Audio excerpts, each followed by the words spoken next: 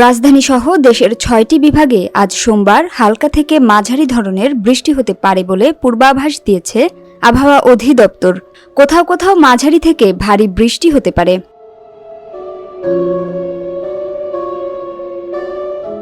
সোমবার সকাল ৭টা থেকে দুপুর ১২টা পর্যন্ত ঢাকা ও পার্শ্ববর্তী এলাকার আবহাওয়ার পূর্বাভাসে বলা হয়েছে, আকাশ আংশিক মেঘলা থেকে অস্থায়ীভাবে মেঘলা থাকতে পারে এবং হালকা বৃষ্টির সম্ভাবনা রয়েছে। এ সময়ে দক্ষিণ ও দক্ষিণ পূর্ব দিক থেকে ঘণ্টায় ৮ থেকে ১২ কিলোমিটার বেগে বাতাস বইতে পারে।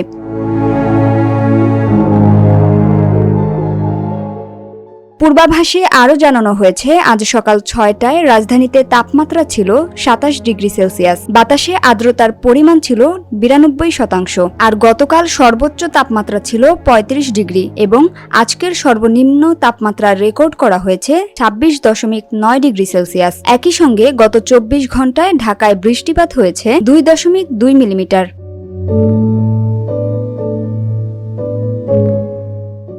আজ সন্ধ্যা ৬টার মধ্যে ময়মনসিংহ, ঢাকা, খুলনা, বরিশাল, চট্টগ্রাম ও সিলেট বিভাগের অনেক জায়গায় এবং রংপুর ও রাজশাহী বিভাগের কিছু কিছু জায়গায় অস্থায়ীভাবে দমকা হাওয়াসহ হালকা থেকে মাঝারি ধরনের বৃষ্টি বা বজ্রসহ বৃষ্টি হতে পারে। সেই সঙ্গে দেশের বিভিন্ন স্থানে মাঝারি ধরনের ভারী থেকে ভারী বর্ষণেরও সম্ভাবনা রয়েছে। এসব অঞ্চলে দিনের তাপমাত্রা ১ থেকে ২ ডিগ্রি সেলসিয়াস পর্যন্ত কমে যেতে পারে।